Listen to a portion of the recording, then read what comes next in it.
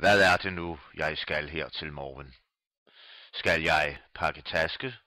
Skal jeg ringe til nogen? Er der nogen forældre, der har ringet?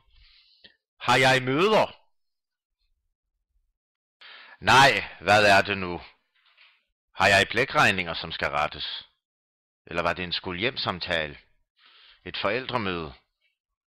Har jeg kopieret til alle elevers faglige niveau? Skal jeg lave PPR-udtalelse?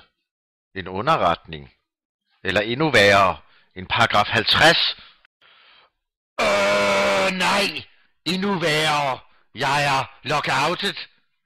Jeg er fri, jeg er fri, jeg er fri! Men hvad skal jeg så lave? Må jeg være her? Må jeg så være her? Her må jeg vist slet ikke være. Her er vi, kære kollega. Vi står udenfor. Vi ønsker nemlig ikke at konflikte. Vil I også bare gerne undervise? Ja. Where is my coffee?